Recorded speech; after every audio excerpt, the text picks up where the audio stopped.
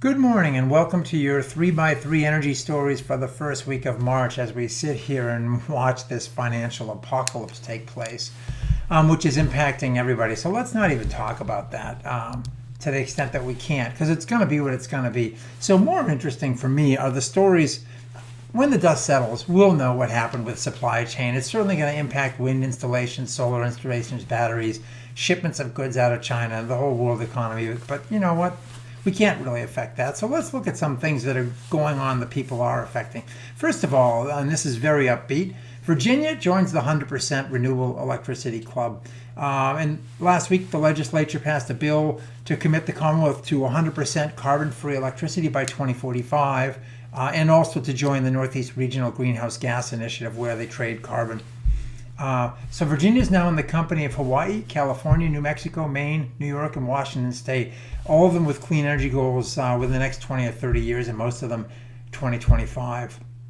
And what's interesting is each state's going to get there with different mixes. Virginia's landmark zero carbon bill calls for 5.2 gigawatts of offshore wind by 2034 and 3.1 gigawatts of storage.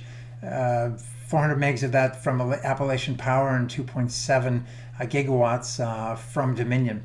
And right now, 60% of the state's electricity is generated by natural gas, another 30% from nukes, and 4% from coal. So pretty heavy lift ahead. So we'll see where that goes, but pretty nice to see yet another state put a stake in the ground.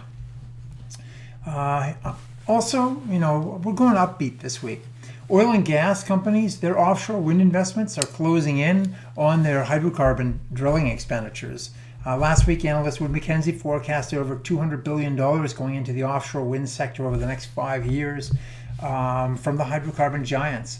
So that gap starts to narrow, and certainly this week will not help the hydrocarbon sector much. Once you have Saudi Arabia and Russia battling it out in terms of producing and pushing each other into the ground in a really testosterone-driven contest, if you will.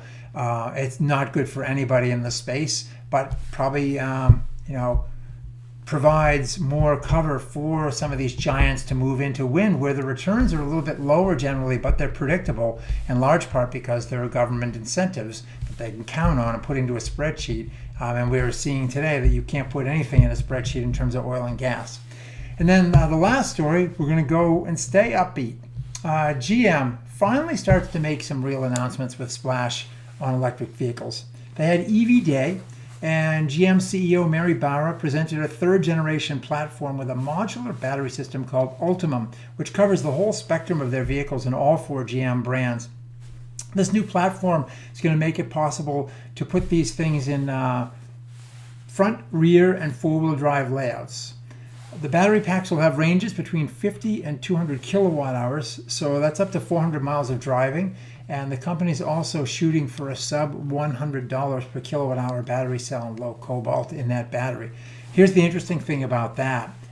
Some press last week cited Andy Uri, the chief battery engineer, and said that the cells are going to offer 60% more capacity than the battery cells on the Chevy Bolt. And here's the really interesting thing from my perspective. GM's switching from a classic nickel manganese cobalt NMC technology to an NMCA chemistry. First time I've heard of that. I'm sure others have. So they're adding aluminum with targeted cobalt reductions of 70%. You might recall over 60% of cobalt comes from the undemocratic Republic of Congo and often involves child labor. So this is really good news. So again, Virginia committing to 100% renewable energy by 2045.